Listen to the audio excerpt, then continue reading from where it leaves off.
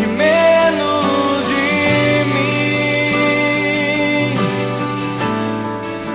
e menos de mim.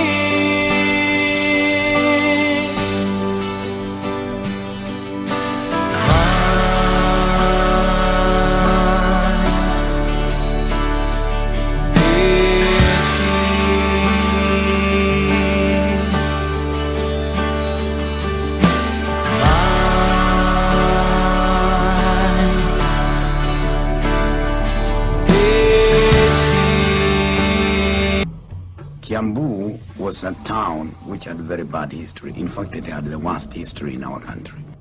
The murder in terms of rape, violence, it was well known. This town was not growing. The churches were not growing. Because of the bad reputation of the town, nobody wanted to go there.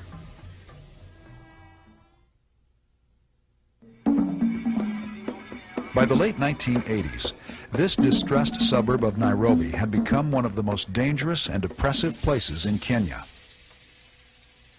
Bars and illicit stills outnumbered churches and grocery stores. Fueled by a river of alcohol, Kiambu's crime rate rose to worst in the nation. Nobody, especially women, dared venture out after dark. Civil servants routinely paid bribes to avoid assignments in Kiambu. Despite years of effort in this town of 65,000, no church had ever been able to grow beyond a few dozen members. As one weary pastor put it, we preach the gospel here, but the people don't get saved.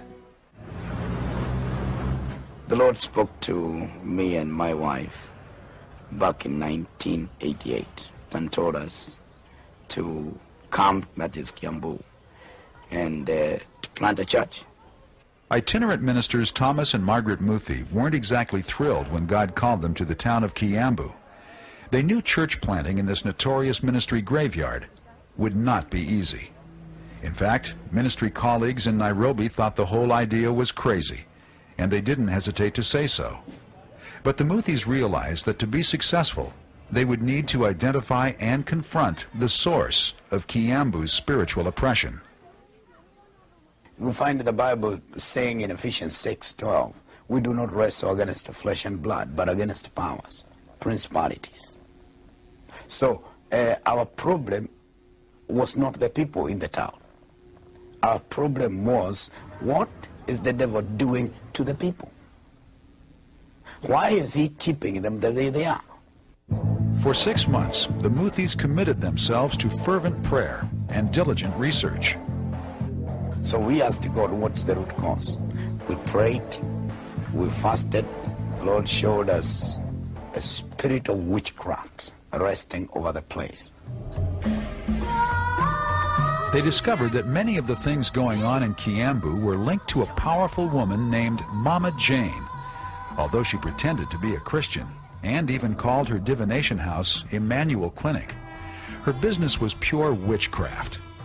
Mama Jane's clientele included the town's top business and political leaders, who came to have their fortunes told.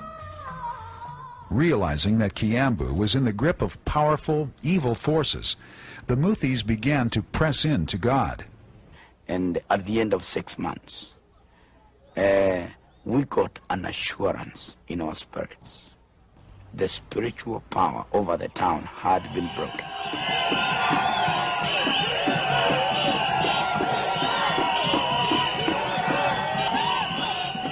Seizing this window of opportunity, Thomas conducted his first outdoor crusade. By the end of the first week, more than 200 people had committed their hearts to Christ. Soon, healings and conversions were commonplace. When the municipal hall could no longer accommodate the crowds, Thomas moved his congregation into the basement of a nearby grocery store. Filled with round-the-clock intercession, it was promptly dubbed the Prayer Cave. Distressed by these developments, Mama Jane began to counterattack through targeted witchcraft. A thick oppression descended upon prayer and worship services. It remained until elders discovered Mama Jane's handiwork outside the church. Realizing they were dealing with demonic influences, the believers took authority over the situation. Just raised up our hands one morning And we prayed that she either got saved or leaves town. Within days, Mama Jane was stripped of her power.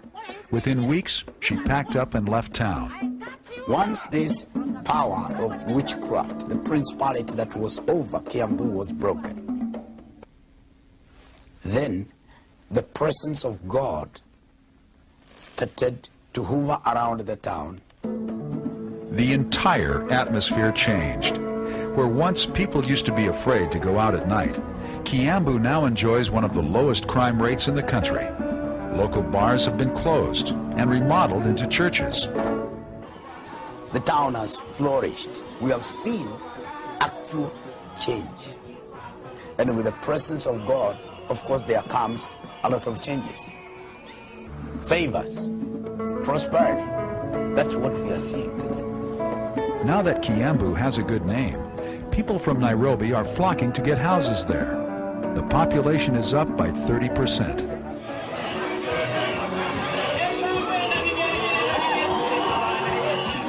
There has also been a dramatic increase in the number of conversions. The Kiambu Prayer Cave, otherwise known as the Word of Faith Church, has expanded to more than 5,000 members. Not bad in the town where congregations previously averaged only 30 to 40 people. We are seeing God do great things in this town. We are seeing lives changed. Criminals coming to Jesus, prostitutes, robbers, all kinds of people coming to Jesus. As Thomas is quick to point out, the recipe for continued success must also include prayer. Prayer is communicating with God. It's not simple. It's talking to God, who has the power to change situations. Now, there is so much prayer in this place that helps us. That way it helps us to not only maintain what we gain, but also to gain more ground.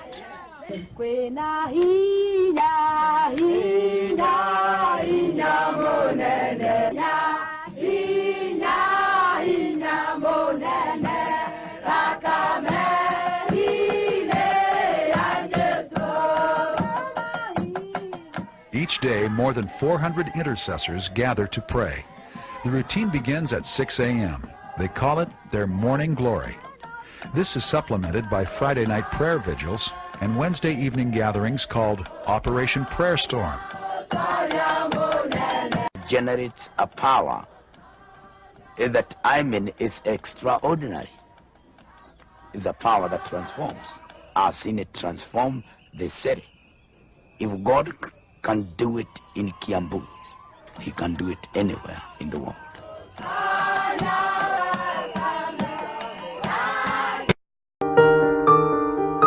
E se o meu povo, que se chama pelo meu nome, se humilhar e orar, e buscar a minha face, e se converter dos seus maus caminhos, então eu os ouvirei dos céus, perdoarei seus pecados e sararei a sua terra.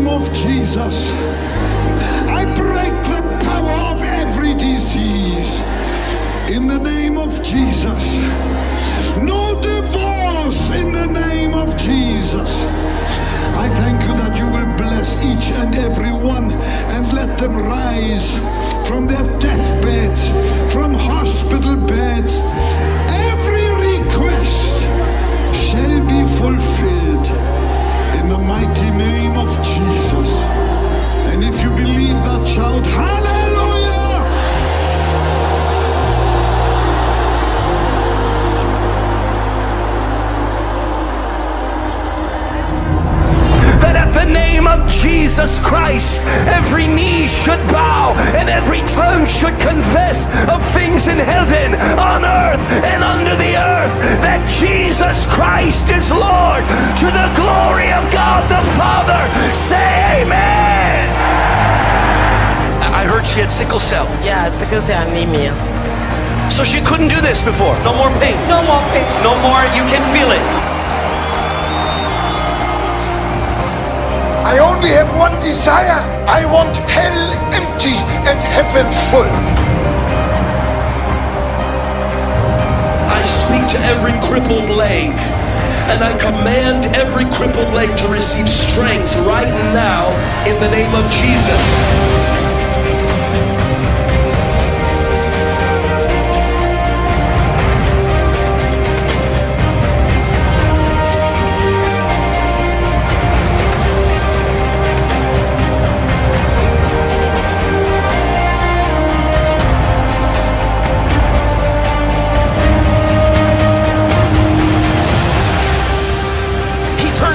Into light. He turns sin into salvation. He turns bondage into freedom. He takes away addictions, and he changes us from the inside out.